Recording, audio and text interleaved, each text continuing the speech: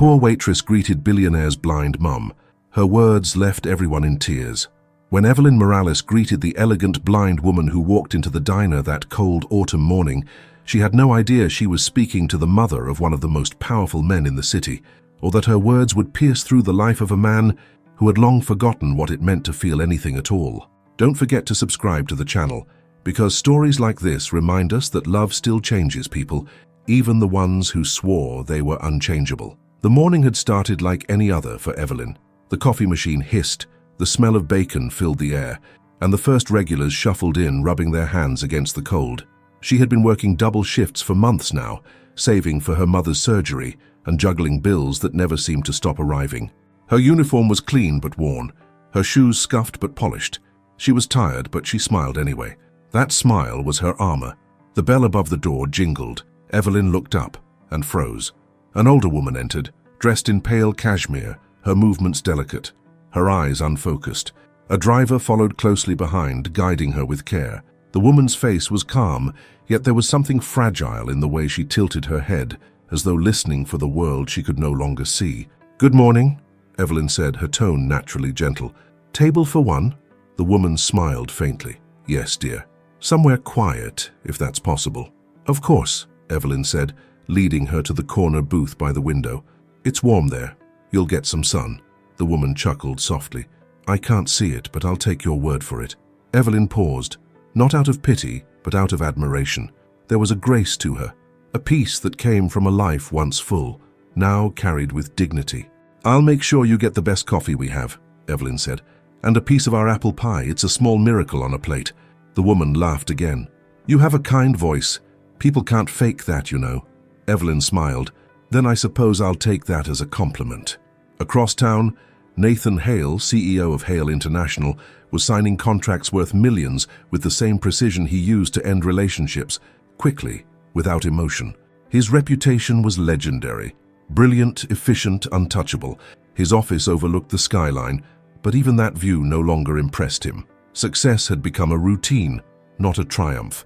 The only person who could still shake his composure was his mother, Margaret Hale, the woman who had raised him alone after his father's death. She was once a pianist, celebrated for her talent and warmth, until a degenerative illness stole her sight. Nathan admired her strength, but in his own heart he resented her fragility. It reminded him too much of everything he couldn't control. So when his assistant mentioned that his mother had insisted on visiting a small diner in the old district, Nathan's frustration snapped. "A diner? She can barely walk alone, and you let her wander into some—" "She's with a driver, sir," the assistant interrupted, "and she said she wanted a little freedom." Freedom. The word irritated him. By the time Nathan arrived, the black car was already parked outside.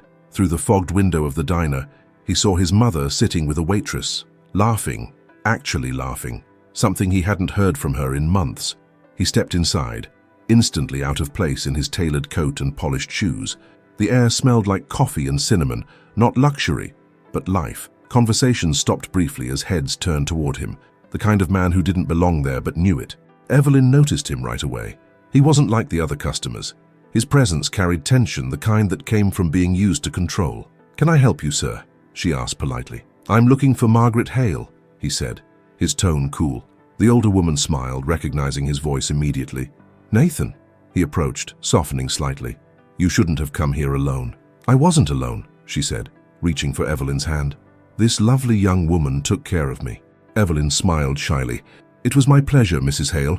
Your mother has excellent taste in coffee and conversation." Nathan glanced at the waitress, assessing her like a problem to be solved. "I'm sure she does," he said, his tone polite but distant. Margaret's expression shifted, disappointment flickering across her features. "You'll have to forgive my son. He doesn't talk to people, only to deals." Evelyn met Nathan's gaze evenly. "Then maybe he just hasn't met the right people yet." He blinked, slightly taken aback by the confidence in her tone. No one talked to him like that, not in years. Margaret chuckled, delighted. "See, Nathan? Someone finally dares to talk back." He forced a tight smile. "I'll be in the car." But before he turned to leave, Evelyn said softly, "She's happy here, maybe let her finish her coffee." It wasn't defiance. It was care. And that, more than her words, made him pause. When Margaret finally stood to leave, she squeezed Evelyn's hand. "You have a rare gift, dear. You see people even when they think they're invisible." Evelyn's throat tightened. "That means more than you know." Nathan offered his arm to his mother, but she shook her head. "I'd rather hold hers if you don't mind." For a brief second, Evelyn's hand rested in Margaret's, warm, steady, gentle, and Nathan watched the connection between them with something he couldn't name. Jealousy, admiration, longing. When they left, the diner felt quieter somehow. Evelyn returned to wiping tables, unaware that her kindness had just stirred something in a man whose heart had been locked for years. And as Nathan guided his mother into the car, Margaret whispered, "She has a good soul, Nathan. You could learn something from her." He didn't respond. But as he looked through the window one last time, at the waitress smiling to a stranger, pouring coffee with that same sincerity, he knew that for the first time in a long while, he couldn't stop thinking about someone who had nothing to offer him, except truth. That night, as rain tapped against his penthouse windows, Nathan couldn't sleep. His mother's words echoed in his head, and for reasons he didn't understand, so did the sound of that waitress's voice. Something about her tone, the way it carried warmth without pity, had slipped past every defense he'd built. He didn't know it yet, but that single morning would unravel the life he'd spent years constructing, and everything he thought he knew about love, family, and what it meant to be truly seen. Nathan Hale tried to forget the sound of her voice. He spent the next day buried in meetings, staring at presentations he barely heard, answering questions on autopilot. But somewhere beneath the polished calm of his exterior, Evelyn's words replayed like a faint echo. Maybe he just hasn't met the right people yet. It shouldn't have mattered. She was a waitress, a stranger, a nobody in his world. But that was precisely what unsettled him. The way she'd looked straight at him, not with admiration or fear, but something purer, something like disappointment. By late evening, his mother's health was weighing on his mind again. She had insisted on staying alone in her townhouse despite her blindness, refusing his offers of live-in care. Nathan compensated by sending aides, chefs, and nurses, everyone but himself. That night, when he stopped by unannounced, he found her sitting at the piano. Her fingers brushed the keys, hesitating, uncertain, as though chasing a melody she once knew but could no longer hear fully. "Mother," he said softly. She smiled without turning. "I thought I heard your footsteps." "I walk like you own the floor," he exhaled, faintly amused. "Habit." She tilted her head. "And what brings you here? Guilt or curiosity?" He took a seat nearby. "Both, maybe." Margaret chuckled. "Curiosity about the waitress?" He blinked, caught off guard. "You remembered her." "She was unforgettable," Margaret said. "Not because she was kind, though she was, but because she meant it. You don't meet many people like that anymore." Nathan leaned back, crossing his arms. "She works in a diner, Mother." "And what do you do, Nathan?" she asked gently. "Make money." He frowned. "You make it sound meaningless." "Not meaningless," she corrected. "Just lonely." He didn't respond. Margaret's fingers pressed another chord. Soft, broken, beautiful. "You know what I realized today? That girl didn't see me as a burden.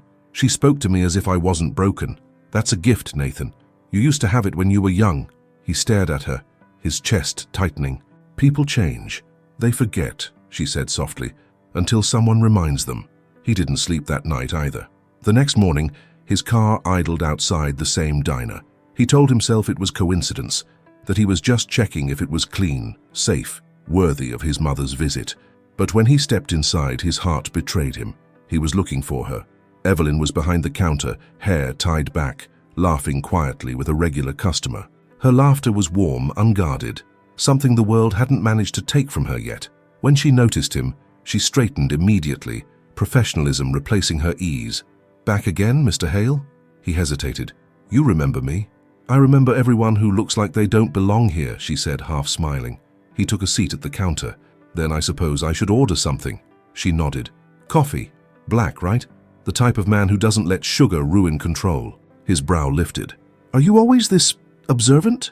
"Occupational hazard," she replied. "You learn to read people when you serve them long enough." He studied her, intrigued. "And what do you read in me?" She met his gaze calmly. "Someone who's always thinking about what comes next, never about what's right in front of him." For a moment, he couldn't speak. She said it so simply, like it was a truth, not an insult. He finally managed. "You're very direct." She shrugged. "You're used to people who aren't." Nathan laughed softly. genuinely for the first time in weeks. Rosa, the older waitress working beside Evelyn, leaned in and whispered, "Careful, sweetheart. That one looks like trouble with a capital T." Evelyn smirked. "He just looks like someone who's never had pie." Rosa rolled her eyes. "You and your pies. Trust me," Evelyn said, turning to Nathan. "No one can stay cold after a slice of apple pie." Nathan raised an eyebrow. "How you sound very sure of that." "I've tested the theory," she replied. "It's undefeated." When she returned with his order, he noticed her hands, small, steady, but with faint scars on her knuckles, the kind that came from hard work, not recklessness. "So, Evelyn," he said casually, reading her name tag, "you've made quite an impression on my mother." Her expression softened. "She's a remarkable woman." "She likes you," he admitted. Evelyn smiled. "I like her too. She listens better than most people who can see." Nathan's chest tightened again, a strange mix of guilt and admiration. "She used to play piano professionally." "She still does," Evelyn said, "even if she can't see the keys." He looked at her, surprised. "You heard her play?" "She told me about it while we talked," Evelyn said. "She said music used to make her feel alive. I told her it still could." He smiled faintly. "She said something similar about you." "Me? She said you make people feel seen," he said quietly. Evelyn froze, the compliment landing deeper than he expected. "She's too kind." "She's right," he said. Their eyes met, a silent, unspoken recognition passing between them. Two people from different worlds, both pretending they weren't drawn to each other. When he finally stood to leave, she followed him with her gaze. "Mr. Hale?" He paused. "Tell your mother she's welcome here any time. She doesn't have to call ahead." He nodded. "I'll tell her." Outside, his driver waited, but Nathan didn't get in right away. He turned back toward the window, toward her, and saw her laughing again with a customer. That sound, that presence, had somehow found its way into the one place he never let anyone reach. As the car pulled away, Nathan realized that for the first time in years, he wasn't thinking about his next meeting, his next deal, or his next profit. He was thinking about a waitress in a yellow apron who somehow made the world look less gray. And what he didn't know was that his mother had already invited Evelyn to visit their home, a decision that would change all of their lives forever. The invitation came 2 days later. Evelyn was wiping down the counter when Rosa handed her a cream-colored envelope. "Special delivery," she said, raising a brow. "Looks expensive, smells expensive." Evelyn frowned. Probably a mistake, but it wasn't. The envelope bore the embossed seal of Hale Estates. Inside, on thick ivory paper, was a handwritten note. "Dear Miss Morales, my mother speaks of you often. She insists you visit us for tea this Sunday afternoon. Sincerely, Nathan Hale." Evelyn's hands hesitated over the letter. The name alone carried weight. Nathan Hale wasn't just wealthy. He was the kind of man whose world didn't cross paths with people like her. "Tea at his house," she murmured. "That can't be real." Rosa leaned closer, squinting at the paper. "Sweetheart, that's real ink, real paper, and probably real trouble." Evelyn laughed nervously. "He doesn't seem like the kind of man who sends tea invitations." "Then maybe it's his mother's idea," Rosa said, nudging her. "And you don't say no to a woman like that." She sounded classy when she came in. Evelyn thought of Margaret's gentle smile, the warmth in her voice. There was no judgment there, only kindness. Still, the idea of stepping into their world made Evelyn's chest tighten. She didn't own a dress fancy enough for that kind of home, but something told her this wasn't about dresses. When Sunday arrived, Evelyn stood outside the Hale mansion, clutching her small purse like a lifeline. The building loomed like a memory of power. Tall glass windows, immaculate gardens, and silence that felt deliberate. A butler greeted her at the door, his tone polite but puzzled. "Miss Morales, correct?" "Yes," she said, forcing a smile. "Mrs. Hale invited me." He led her through marble corridors and past portraits that looked centuries old. Every step she took echoed faintly, reminding her of where she didn't belong. And then she saw Margaret, sitting in a sunlit room surrounded by orchids, her fingers gently tracing the edges of a teacup. "Evelyn!" Margaret exclaimed, her face lighting up. "You came. I was afraid you'd think I'd forgotten your kindness." Evelyn smiled, instantly more at ease. "I could never think that. Thank you for inviting me." Margaret reached for her hand, squeezing it warmly. "You brought light into my morning that day. I wanted you to know how much it meant." Before Evelyn could respond, a voice came from behind. "Mother," Nathan said, stepping into the room. "I didn't think you'd actually send for her." Evelyn turned, startled by the coolness in his tone. He was dressed casually this time, a soft grey sweater instead of his usual armour of tailored suits, but his eyes were the same, sharp, unreadable. "I invited her," Margaret said firmly. "You should thank her, Nathan. She's done more for me in one conversation than your entire medical team." Nathan sighed. "Mother, she reminded me what joy sounds like," Margaret interrupted. "And if you can't see that, maybe you've forgotten what joy feels like too." Evelyn tried to diffuse the tension. "Please, Mr. Hale, it's fine. I didn't mean to—" Nathan looked at her, something softer flickering beneath his composure. "You didn't do anything wrong. My mother has a way of making things happen." Margaret smiled proudly. "And now that you're both here, maybe you can talk without me playing messenger." The room fell quiet. Nathan gestured toward the table. "Tea?" Evelyn nodded, though her hands trembled slightly as she took the delicate porcelain cup. She'd never felt so aware of herself, her plain dress, her modest shoes, the small scar on her wrist from carrying trays. "So, Miss Morales," Nathan began, trying for civility, "how long have you worked at the diner?" "Almost 4 years," she said. "It's not glamorous, but it's honest." He tilted his head. "Honesty is rare these days." "I wouldn't know," she replied, a hint of humor in her tone. "I don't meet many dishonest people. Maybe they avoid coffee." Margaret laughed so suddenly that Nathan blinked. "She's right, Nathan. You could use more coffee and fewer contracts." Evelyn smiled. "Or maybe both, in moderation." Nathan's gaze lingered on her a moment longer than he intended. She was nothing like the women he met at corporate galas. No diamonds, no perfume, no calculated charm, yet there was something quietly captivating about her. The way she spoke, the way she seemed unbothered by his title. Margaret stood, feeling her way toward the piano in the corner. "I think I'll play for a bit. You two can talk without an audience." "Mother," Nathan started, but she was already seated, her hands gliding over the keys. The melody filled the room, soft, haunting, imperfect, but beautiful. Evelyn watched her entranced. "It's amazing," she whispered. "She hasn't played for months," Nathan said quietly. "Not since she lost her sight completely." "Then she must be playing because she feels safe," Evelyn said. "Music only comes back when your heart does." He looked at her, and for the first time, the distance between them felt smaller. They talked for over an hour, about nothing and everything, about how he took over the company at 28, about her mother's illness, and the nights Evelyn spent calculating hospital bills. He listened more than he spoke, and when he did, his words carried something unfamiliar, sincerity. When it was time for her to leave, Margaret insisted on walking her to the door. "Come again, dear," she said. "This house could use a little more life." Evelyn smiled. "Only if I'm invited." Margaret chuckled. "Consider it permanent." Nathan escorted her out, the cold air settling between them. "Thank you for coming," he said quietly. "She hasn't been this happy in a long time." Evelyn met his eyes. "You know she's right." "About what?" "That you don't talk to people," she said softly. "How you talk at them, but I think you're learning." He stared at her, speechless. "Good night, Mr. Hale," she said, stepping into the waiting cab. As the car pulled away, Nathan remained on the steps, watching the lights fade. Inside, his mother's piano played faintly, a song of memory and hope, and for the first time he didn't go back to his office. He went upstairs, sat by the window, and replayed every word she'd said, wondering how a woman with so little could make him feel like the one who had nothing at all. Nathan's routine began to unravel after that afternoon. He still woke before dawn, still reviewed contracts, still spent hours in meetings that made shareholders richer, but his focus was fractured. Every time he looked out over the skyline from his glass office, he thought of her. The way Evelyn's words had carried warmth without effort, how her laughter had softened the air in that lifeless mansion. His mother noticed before anyone else. "You've been quieter," Margaret said one evening, her hands resting on the piano keys. "That usually means you're thinking about something you don't understand." Nathan smiled faintly.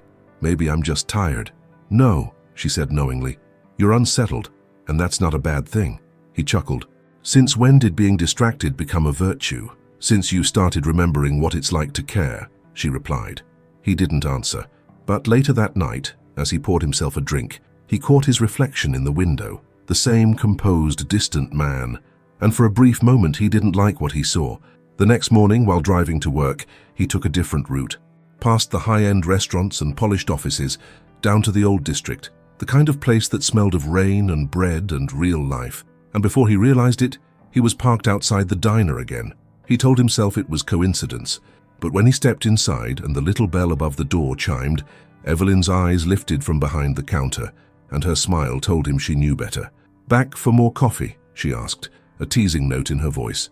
"Something like that," he said, taking his usual seat. She poured him a cup without asking. "Careful, Mr. Hale. If you keep showing up, people might start thinking you're human." He raised an eyebrow. "You say that like it's an insult." "It's a compliment," she said simply. "Most people spend their whole lives pretending to be more than that." He couldn't help but smile. "You always talk like you're teaching someone a lesson." "Maybe I am," she said, leaning slightly on the counter. "Or maybe I'm just talking to someone who needs to hear it." For a moment they just looked at each other, the quiet hum of the diner filling the spaces between words. Rosa passed by, muttering, "If I didn't know better, I'd say that man's ordering heartache on the menu." Evelyn smirked. "Then it's his fault for coming back." Nathan laughed, shaking his head. "You two rehearse these lines?" "They come naturally," Evelyn said. "Must be the coffee."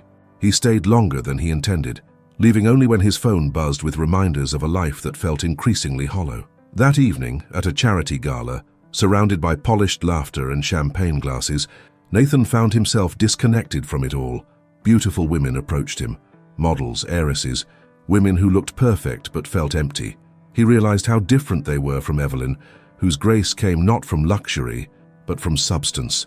When his business partner, Anthony Ward, joined him near the bar, Nathan barely noticed. "You're distracted," Anthony observed. "Not like you." "Just tired," Nathan lied. Anthony smirked. "Funny. I heard from your driver you've been visiting the old district." Nathan turned sharply. "You have my driver talking about me now?" Anthony shrugged. "He talks. I listen. Word is you've been spending time with a waitress." The contempt in his tone was subtle but sharp. Nathan's jaw tightened. "Oh, you have a problem with that?" Anthony chuckled. "I just hope you remember who you are, Nathan. The board doesn't take kindly to distractions." He walked away before Nathan could reply. That night, the city lights felt colder than usual. He stood on his balcony, staring into the distance, hearing Evelyn's laughter in his head. A distraction, that's what Anthony called her. But if she was a distraction, then why did the world only feel real when she was around? The next day, Margaret asked Evelyn to visit again. This time, Nathan didn't protest. He simply waited. When she arrived, she carried a small basket of pastries. "For you," she told Margaret. "They're from the bakery next to the diner. I thought you might like something sweet." "Sweetness is always welcome," Margaret said warmly. "Nathan's been too serious lately." Evelyn smiled, turning toward him. "Still working on that?" He chuckled. "I'm not a quick learner." "Then I'll have to keep teaching," she said, half teasing. Margaret beamed at the sound of their voices. "You two sound like you've known each other forever." Nathan's tone softened. "Maybe it just feels that way." As Margaret began to play the piano, Evelyn moved closer, standing beside him. Her scent, faintly floral, nothing artificial, filled the air. For the first time, he didn't feel like he had to perform. "She plays beautifully," Evelyn whispered. "She used to fill this house with music," he said quietly. "Now she only plays when she's happy." Evelyn glanced at him. "Then keep giving her reasons." He looked at her, really looked, and something in his chest shifted, fragile and new. Hours passed without notice. They shared tea, laughter, stories. When Evelyn finally stood to leave, Margaret caught her hand. "Promise me you'll visit again soon." "I promise," Evelyn said. Nathan walked her to the door. "You make her happy," he said softly. "She just needed someone to remind her how much she still matters," Evelyn replied. "You can do that too, if you stop seeing her as fragile." He frowned. "She's blind, Evelyn." "She's not broken," she said firmly. "You protect her so much you forget she's still alive." Her words hit deeper than she realized. For a long moment, neither spoke. Then Nathan said quietly, "You have a way of making everything sound simple." "It's not simple," she said, stepping closer. "You just make it complicated." And with that she turned and walked down the marble steps into the evening light. Nathan stood there long after she'd gone, the echo of her footsteps fading. For a man who'd built empires from logic, her truth felt dangerously close to something he couldn't control. And yet, as he looked back through the doorway where his mother's piano still played faintly in the background, Nathan knew one thing for certain. The woman who had entered his life by accident was about to change everything he thought he understood about love, family, and what it meant to be alive. Days turned into weeks, and what had begun as coincidence became quiet routine. Nathan found reasons, excuses really, to pass by the diner. Business in the area, he told his driver. Need a coffee before my next meeting. But even he stopped pretending after a while. The truth was simpler. He wanted to see her. Evelyn noticed, of course. She just never said it. She'd greet him with that same half smile, her hair tied back loosely, a pen tucked behind her ear. Every time he came in, she treated him like anyone else, which in his world was the rarest thing of all. You know, she said one afternoon while refilling his cup, you're the only customer who doesn't look at his phone while eating. He looked up, amused. Because I'm talking to you. Maybe that's why the food tastes better, she teased. He smiled. You're implying your food tastes bad otherwise. I'm implying company changes everything, she replied softly. That made him pause, because she was right. For the first time in years, Nathan was discovering the world in small things, in the way coffee smelled richer when shared, in the sound of laughter echoing off chrome countertops, in how sincerity felt more grounding than success. But not everyone was happy about his new habits. At a corporate dinner one evening, Anthony Ward raised his glass with a smile that didn't reach his eyes. Nathan, rumor has it you've been slumming in the old district. Should I expect a merger with the local diner soon? The table erupted in polite laughter. Nathan's jaw tightened. Careful, he said evenly. You might choke on your own joke. Anthony smirked. You used to know which rooms you belonged in. What happened? Nathan set his glass down calmly. Maybe I started caring more about who I'm with than where I am. The laughter died quickly. The silence that followed was heavier than any insult. When he left early, the city air felt suffocating. He ended up at the diner again. Past closing time, lights dimmed, chairs stacked on tables. Through the window, he saw Evelyn wiping the last counter. He knocked gently. She looked up, surprised, then smiled and unlocked the door. We're closed, you know. I just needed a place that doesn't pretend, he said quietly. She studied him, his loosened tie, the exhaustion in his eyes. Rough night? Something like that. Coffee? He nodded, sitting at the same corner booth. She poured him a cup, then sat across from him, elbows on the table. You're not very good at hiding how lonely you are. He met her gaze. And you're not very good at pretending you don't see it. A small smile tugged at her lips. Maybe because I know the feeling. He leaned forward. What keeps you here, Evelyn? This place, this routine. Don't you ever want more? Her eyes softened. More what? Money? Fame? You already have those, and look how happy you are. He exhaled, defeated. Fair point. She continued, voice gentle. You don't always need to have more. Sometimes you just need to have enough. The word lingered between them. Simple, but powerful. When he finally left that night, something inside him shifted. He realized he'd spent years building walls made of achievements, and somehow this woman had walked straight through them with nothing but honesty. The next morning, Margaret noticed the change instantly.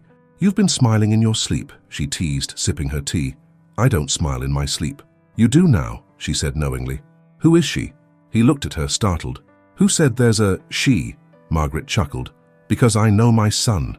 You only look human when you're falling for someone. He didn't deny it, which for her was answer enough. Days later, Margaret insisted on visiting the diner again. I miss my friend, she said, and I suspect you do too. Evelyn's joy was immediate when she saw her. Mrs. Hale, you didn't tell me you were coming. Margaret laughed. If I had, my son would have found a reason to cancel. Nathan groaned softly, but his mother's grin silenced him. They sat at Evelyn's favorite booth, and for an hour, the diner filled with something it hadn't known in a long time, warmth that came from connection, not comfort. Evelyn read the menu aloud for Margaret, describing the colors, the textures, even the smell of the dishes as if painting them in words. When Margaret asked her to describe what the diner looked like, Evelyn smiled. It's small, but full of light. You can tell the walls have heard a lot of stories, some sad, some sweet.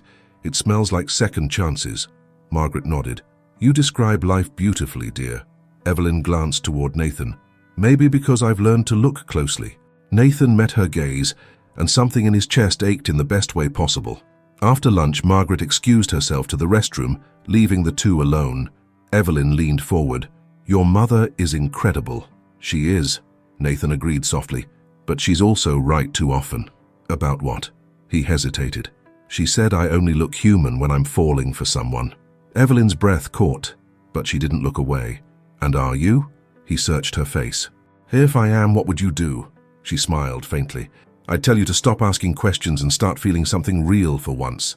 Their eyes locked, and for a moment, the world outside disappeared. The traffic, the noise, the differences between them. There was only the quiet heartbeat of something new, something fragile. Then Margaret returned, breaking the spell with her soft voice. "Evelyn, dear, could I ask a favor?" "Of course," Margaret smiled. "Would you come to the house again? I want you to play something for me on the piano." Evelyn blinked. "Oh, Mrs. Hale, I don't play." Margaret's smile deepened. "Then I'll teach you." Nathan looked between them, curious. "Since when are you giving lessons again?" "Since I found someone worth teaching," Margaret said. Evelyn blushed, laughing quietly. "All right, I'll try." As she wiped the table clean, Nathan watched her. The way her fingers traced the edge of the cloth, the grace in her simplest movements. He'd built his life on numbers and negotiations, but for the first time, he was beginning to understand that the greatest deal he'd ever make would have nothing to do with money. That night, when he returned home, he found his mother waiting by the piano. "You like her," she said simply. He didn't answer. "She reminds you of who you used to be," Margaret continued, "before you decided feelings were a liability." He sighed. "She's not from my world." Margaret smiled gently. "Maybe that's exactly why she can save you from it." He turned toward her, uncertain but vulnerable. "And if I hurt her?" Margaret's expression softened. "Then you'll lose the only person who's ever looked at you and seen more than the man with everything." Nathan said nothing, but his silence was the truest admission of all, because he knew, deep down, that he was already in love with her. Sunday came with sunlight and a soft chill in the air. The Hale mansion, usually a fortress of quiet routine, felt different, almost alive. Margaret had insisted Evelyn come early for her lesson, and even the staff, who had long grown used to sterile silence, noticed the change. Evelyn arrived in a simple cream dress and her usual worn shoes, carrying a small bag of pastries. "For later," she told the butler shyly. When Margaret heard her voice, she smiled. "I was beginning to think you'd changed your mind." "I don't break promises," Evelyn said warmly, "though I might break your piano if I touch it." Margaret laughed. "Then we'll break it together." Nathan appeared from the hallway just then, wearing a casual shirt. No suit, no tie. He looked different that morning, less like a man prepared for a meeting and more like someone trying to remember what ease felt like. "You came," he said softly. "Your mother would have hunted me down if I hadn't," she teased. He smiled faintly. "That sounds about right." Margaret clapped her hands lightly. "Enough talking. Evelyn, sit here. Nathan, you'll help me guide her." Evelyn hesitated before sitting beside Margaret on the long piano bench. The ivory keys gleamed under the morning light. Margaret reached out, placing Evelyn's hands over hers. "Now," she said, "don't think about the notes, just feel where they belong." Evelyn closed her eyes and pressed down tentatively. The soft chord that filled the room made her gasp. "It's beautiful," she whispered. "It's life," Margaret said. "Messy, fragile, but somehow still music." Nathan stood behind them, watching, not just his mother's patient grace or Evelyn's cautious awe, but the quiet bond forming between them. His mother's laughter had returned, light and musical. For the first time in years, the mansion felt human again. Evelyn looked over her shoulder at him. "You're staring!" He blinked, caught off guard. "I'm observing," she smiled. "That's just a fancy word for staring." Margaret chuckled. "She's got you there, Nathan." "Apparently everyone does these days," he murmured. As the morning passed, Margaret taught Evelyn how to find a simple melody, slow, hesitant, but heartfelt. Each note filled the vast, cold house with warmth it hadn't known in years. When they finally stopped, Margaret leaned back, visibly tired but happy. "You did wonderfully," she said. Evelyn smiled. "That's generous." It sounded more like a cat walking on glass. "Then it was an elegant cat," Margaret replied with a wink. Nathan offered Evelyn a glass of water. Their fingers brushed as she took it, and for a moment, neither of them looked away. The silence that followed wasn't awkward. It was charged, full of everything they weren't saying. Margaret, ever the perceptive one, broke it gently. "You two should take a walk in the garden while I rest. The roses are in bloom, and Nathan never appreciates them properly." Evelyn laughed softly. "I think that's an order." "It is," Margaret said firmly. They stepped outside into the afternoon sun. The garden stretched wide and immaculate, rows of flowers glistening with dew. Nathan led her down a stone path toward the fountain. "This place doesn't look real," Evelyn said quietly. "Sometimes it doesn't feel real," he admitted. "I used to think beauty only mattered if it could be owned. And now?" He glanced at her. "Now I think it only matters if it's shared." Evelyn smiled faintly. "You're starting to sound poetic, Mr. Hale. That's dangerous." "Maybe you're a bad influence," he said. They stopped by the fountain, watching the sunlight shimmer on the water. Evelyn dipped her hand into the cool surface. "You know," she said, "for someone with everything, you look like a man who's still searching." He looked at her, the words striking something deep. "Maybe I've been searching in the wrong places." She met his gaze. "Maybe you just needed to stop searching and start seeing." He took a step closer. "I'm seeing you." Her breath caught, but she didn't look away. "Then what do you see?" He hesitated, his voice barely above a whisper. "Someone who reminds me what I used to believe in." For a long moment, neither moved. The world around them faded, the birds, the breeze, the faint hum of the city beyond the gates. All that existed was that fragile space between them, charged and trembling. Then Evelyn took a step back, breaking the tension with a small laugh. "You shouldn't say things like that." "Why not?" "Because I might start believing them," she said softly. He smiled sadly. "Maybe you should." That evening after she left, Margaret found Nathan in the garden, still standing where Evelyn had been minutes before. "She makes you nervous," his mother said gently. "She makes me honest," he corrected. Margaret smiled. "Same thing, dear." He sat beside her, watching the fading light. "You think this could ever work? Someone like her and me?" "She doesn't want what you have," Margaret said. "That's why she's the only one who might love you for who you are." He was quiet for a moment. "And if I ruin it, then you'll finally learn what love costs," she said softly. "It's the one lesson money can't buy." That night, as he sat in his study, Nathan received a call from Anthony. "You're late for the board review," Anthony said, irritation sharp in his tone. "We had investors waiting." "I was with my mother," Nathan said calmly. "You've been different lately," Anthony pressed. "Unfocused, distracted. You can't afford this kind of vulnerability." "Maybe vulnerability is exactly what this company needs," Nathan replied. Anthony laughed coldly. "You sound like that girl you've been seeing. What's her name?" "Evelyn." Nathan's voice hardened. "Careful, Anthony." "I'm just saying," Anthony said, tone dripping with mock concern. "People talk. If you're not careful, she'll be your weakness." Nathan ended the call without another word, but as he stared out the window at the glowing city below, his mind wasn't on business anymore. It was on her. On the way, her laughter made his mother smile again, on how she'd managed to step into his life without asking for anything, and somehow given him everything he didn't know he was missing. And for the first time in years, Nathan Hale, the man who measured success by control, realized he was no longer in control at all.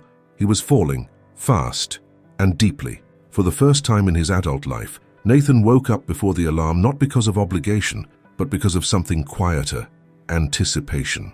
The morning light spilled through the curtains, and he sat on the edge of the bed with a strange calm in his chest, the kind that comes only when a heart has found something worth losing. Evelyn had agreed to meet him that day, not at the diner, not at the mansion, but somewhere in between. She'd suggested the city park, where no one has to serve anyone. He smiled at that line every time it replayed in his mind. By noon, he was waiting by the fountain, the same one he'd passed countless times without ever really noticing.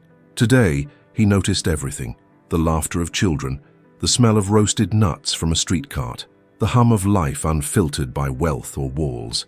When Evelyn appeared, it felt as though the world simply made sense again. She wore a pale yellow dress, simple, unassuming, yet brighter than the sun itself. "You're early," she teased.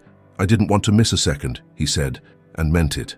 They walked together through the garden paths, the conversation light at first, about music, about food, about how she still couldn't play the piano without accidentally hitting the wrong notes. But the ease between them slowly gave way to something heavier, deeper. "Your mother told me once," Evelyn said, glancing at him, "that you used to draw when you were younger.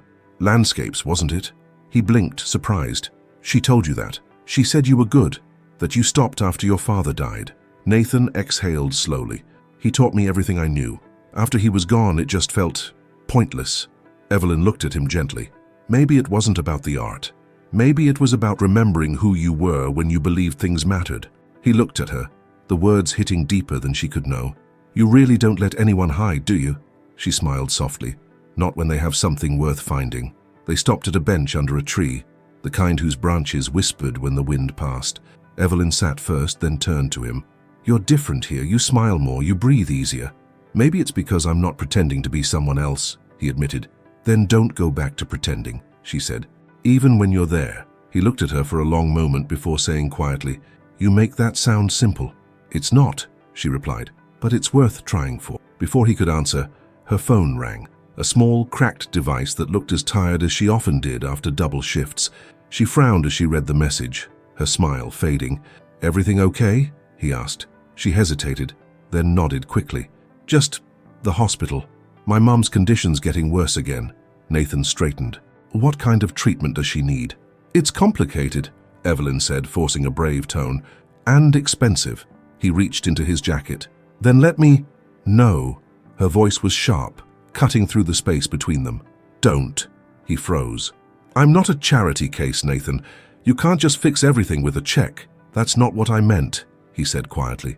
"I just want to help." "I know," she said, softer now. "But sometimes helping means standing beside someone, not saving them." He looked down, guilt threading through his chest. "I'm sorry." "Don't be," she said. "You're learning." They sat in silence for a while, the tension easing slowly. Evelyn took a deep breath. "I know you're used to giving orders, running things, being in control, but with me you don't have to lead. Just be." He met her gaze. "And what if I don't know how?" "Then I'll teach you," she said, smiling faintly. That single sentence undid him. When she stood to leave, he caught her hand gently. "Evelyn?" She turned, eyes curious, cautious. "I've spent my whole life chasing the next thing," he said. "Money, power, validation. But lately, all I've been thinking about is how to deserve this. You," my mother smiling again, the sound of a piano filling the house. Her voice trembled. "Nathan," he stepped closer. "You said sometimes helping means standing beside someone. Then let me stand beside you." Her eyes shone with tears she didn't try to hide. "You're going to make this hard." He smiled faintly. "Maybe it's supposed to be." She hesitated, then, almost against her will, rested her forehead against his chest. "You have no idea how much I've tried not to feel this." "Then stop trying," he whispered. The world around them melted into silence. The sounds of the city faded, replaced by the quiet thrum of two hearts learning the same rhythm.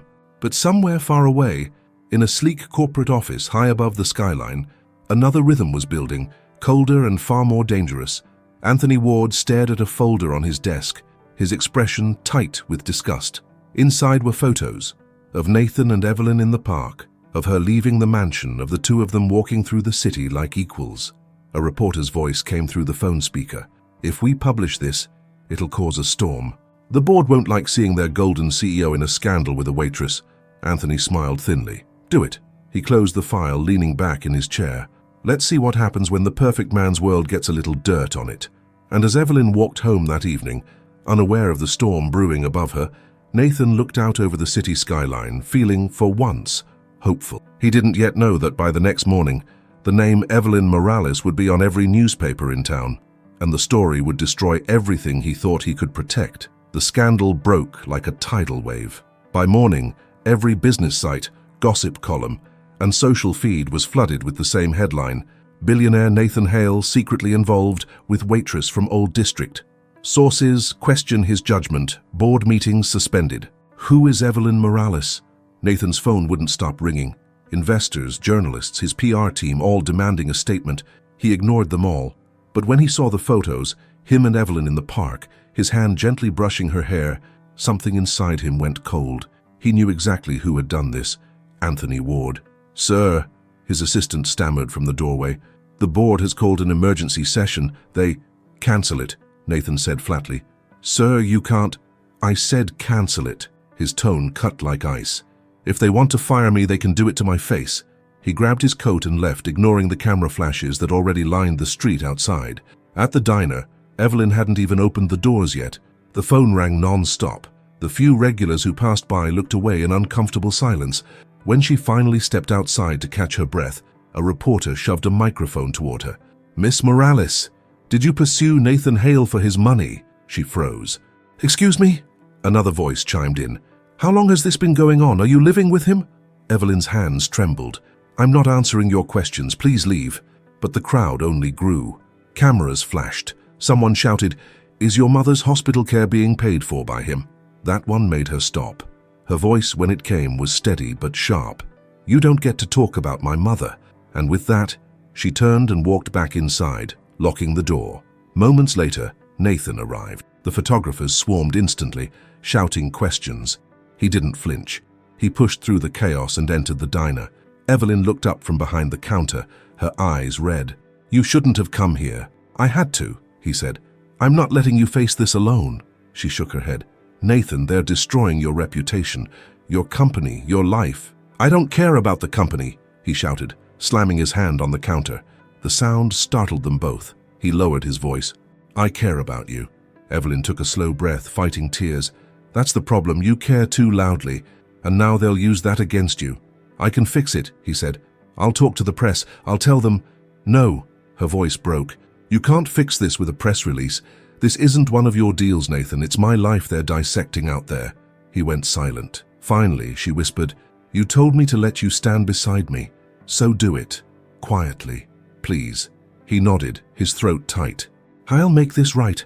When he left, the reporters surged again. Evelyn watched through the blinds, her chest aching as he climbed into the black car and disappeared down the street. At home, Margaret was waiting in the living room, her face pale but calm. "I saw the news," she said softly. "I'm handling it," Nathan muttered. "Are you?" she asked. "Because from where I stand, it looks like you're running again." He turned sharply. "You think I caused this?" "I think you care about her more than you know what to do with," she said gently, "and that terrifies you." He sank into a chair, his voice cracking. "They're going to ruin her, Mother. She didn't ask for any of this." "Then protect her with truth," Margaret said. "Not power, not silence. Tell the world who she is and who you've become because of her." He looked up at her, eyes weary but fierce. "You'd stand by me if I did?" Margaret smiled faintly. "I'd stand by love anywhere it tries to survive." Hours later, at the headquarters of Hale International, cameras filled the lobby as Nathan stepped up to the microphone. The reporters erupted immediately. "Mr. Hale, are the rumors true? Is Evelyn Morales your mistress? Has your relationship affected corporate operations?" He raised a hand, and the room fell quiet. "Yes," he said. "Her name is Evelyn Morales. She's kind, honest, and stronger than any of us here pretending to have control over our lives. She didn't ruin my image. She reminded me what it meant to have one worth protecting." The crowd erupted with questions, but he ignored them. That night, Evelyn sat in her small apartment, the television flickering. Nathan's face filled the screen, his voice steady and clear. "She works harder in one day than most executives I know in a month," he said. "If you're going to talk about her, tell the truth. Tell them she helped a blind woman find joy again. Tell them she reminded a man who'd lost his way that there's more to life than power." Evelyn's tears came silently. For the first time, someone had spoken for her, not over her. But even as the public began to soften, Anthony's fury deepened. He stormed into the office the next morning, shouting into his phone. "He turned it around. The press is eating it up. He's a hero now." The voice on the other end replied coldly, "Then make him the villain again." Anthony clenched his jaw. "How?" "Go after her," the voice said. "If you can't break him, break the reason he changed." That afternoon, Evelyn received a letter delivered by hand, the same kind of fine stationery Nathan used, but the signature wasn't his. It was from Hale International's legal division. She unfolded it slowly, her pulse quickening. The letter accused her of professional misconduct, defamation, and interference with internal affairs. Her knees went weak. By the time Nathan arrived at her apartment that night, she was sitting on the floor, the letter trembling in her hands. "They're suing me," she whispered. He knelt beside her, reading the words. His face hardened. "This isn't the board," he said. "This is Anthony." Evelyn looked up at him, tears in her eyes. "Why would he do this?" "Because he can't touch me anymore," Nathan said, voice low and burning. "So he's coming after you." Evelyn's voice broke. "Then stop him." Nathan stood, jaw set. "I will." He walked to the window, city lights glinting against his reflection, and for the first time in years the man staring back wasn't the untouchable CEO. He was just a man who had finally found something real, and now he was ready to fight for it. The next morning, Nathan was already at the office before sunrise. The city outside glowed faintly with dawn, but inside the glass tower, his world was pure tension. Anthony Ward entered without knocking, his smirk firmly in place. "You've made quite the mess, Nathan. Lawsuits, sympathy speeches, tabloid poetry. Very uncharacteristic of a man who used to run this empire with precision." Nathan didn't look up. "You sent her that letter." Anthony chuckled. "You'll have to be more specific." "I send a lot of letters." "Cut the act," Nathan said, his tone quiet but lethal. "You think I don't know. You used company counsel to attack her. Anthony stepped closer, voice dripping with mock innocence. She was a liability. You're forgetting that public perception affects valuation. I was protecting the company. Nathan finally looked up, eyes sharp. No, you were protecting your ego. The smirk faltered. Nathan stood slowly, buttoning his suit jacket. You wanted me humiliated. You used her as a weapon because you thought she made me weak. But she's the reason I stopped being weak. Anthony's jaw tightened. You're letting emotion cloud your judgment. Emotion built this company, Nathan said. My father built it with heart, not arrogance, and I've spent years forgetting that. He stepped around the desk, standing inches away from Anthony. Effective immediately, you're suspended, pending investigation. Anthony laughed harshly. You don't have that authority anymore. The board won't... I already called them, Nathan interrupted. They've seen the financial manipulation you buried in last quarter's report, the ones Evelyn's friend from accounting helped uncover. Anthony froze. I told you, Nathan said softly. You shouldn't have gone after her. Security entered moments later. Anthony tried to protest, but the room had already turned against him. As he was escorted out, he spat over his shoulder. You think this little love story saves you? It'll destroy everything you built. Nathan didn't answer. He didn't need to. For the first time, silence was enough. When the doors closed behind Anthony, Nathan exhaled deeply, like a man finally free of a shadow that had followed him for years. But the freedom came with a price. By the time he returned to Evelyn's apartment, she was gone. On the table lay a single note, folded carefully. You did what you had to. Now let me do the same. I can't stay while your world is at war with mine. I need to take care of my mother, somewhere quiet. Please don't look for me.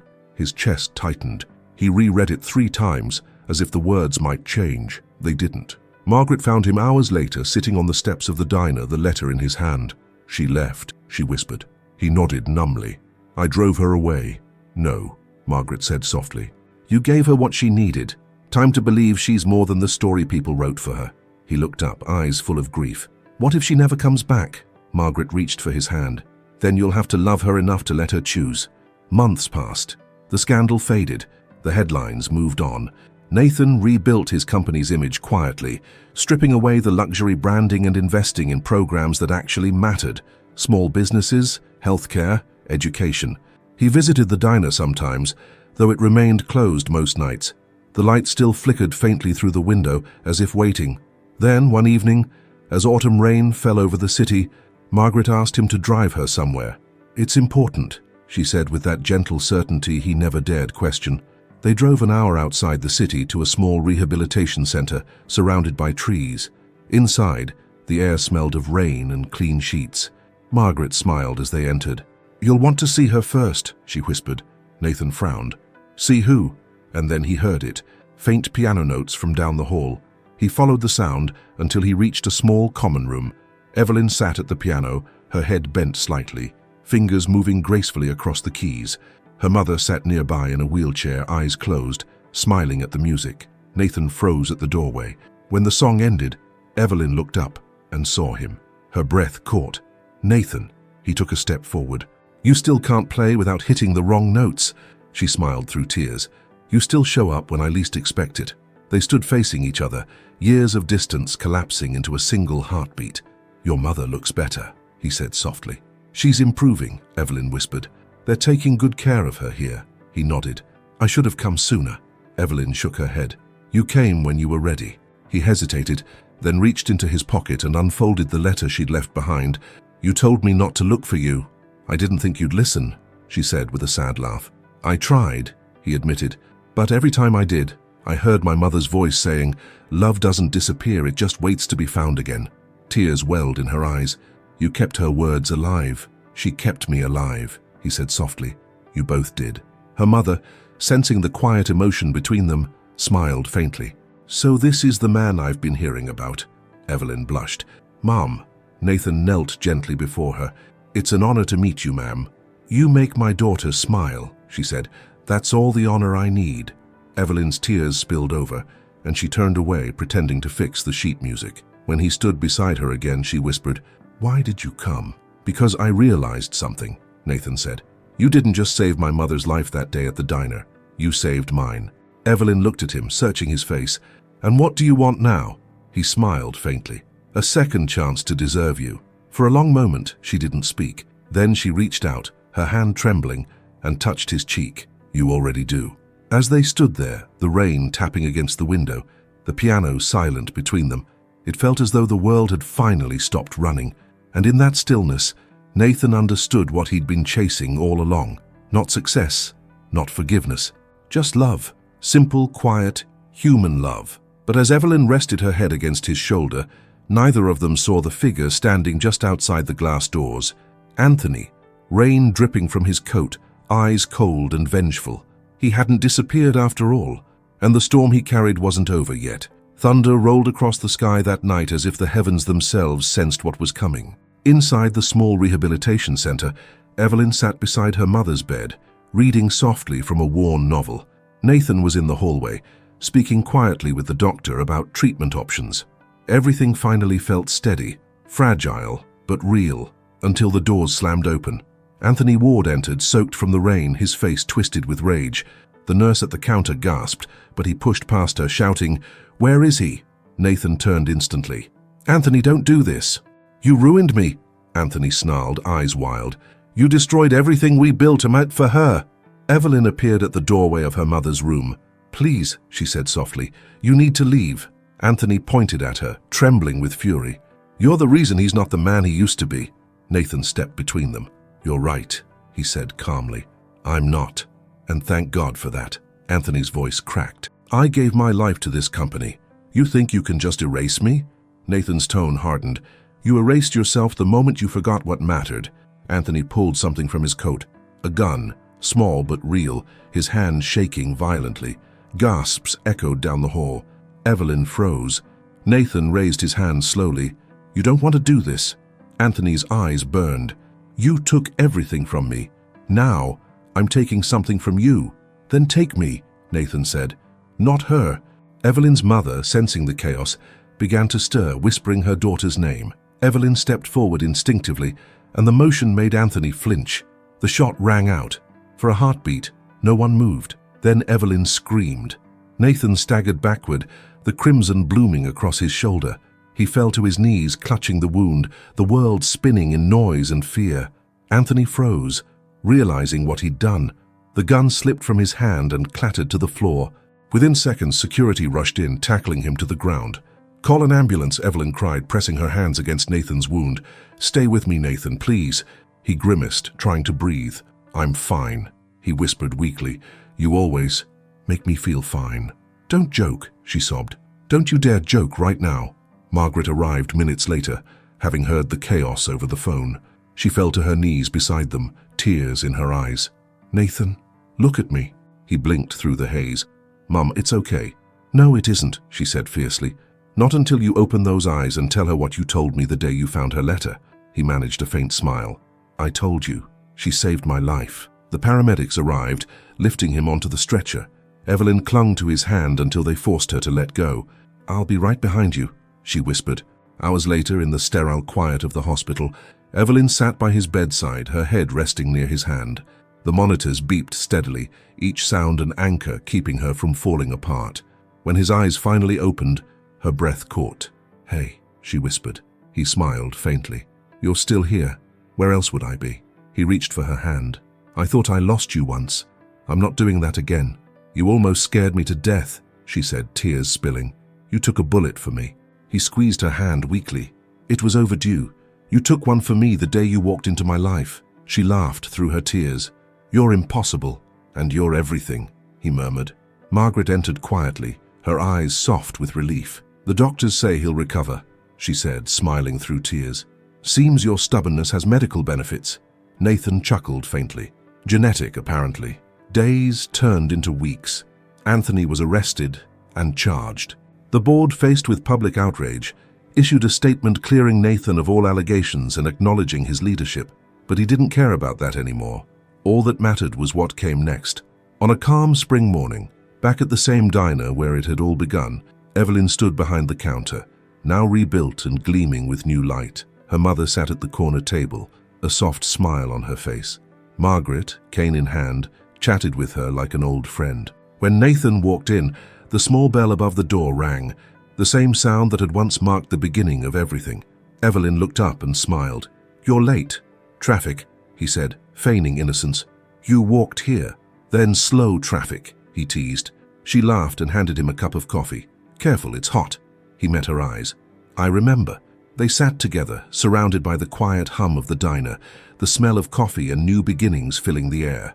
I was thinking, he said, maybe we could expand this place, start something new, a foundation for small diners like this one, help people who just need a chance. Evelyn tilted her head. A business plan or a love confession? He smiled softly.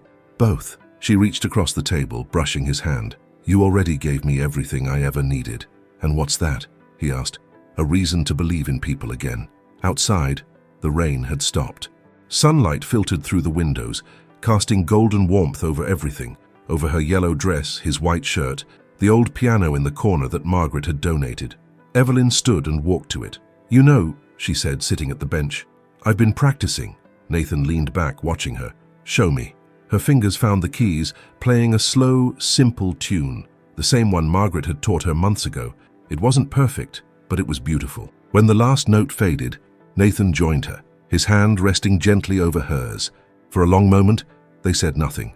The silence spoke enough. Love, in its quietest form, had finally come home. Don't forget to subscribe to the channel, the narrator would have said softly, because stories like this remind us that kindness can heal what even time cannot, and that love, when it's real, doesn't need perfection, only truth.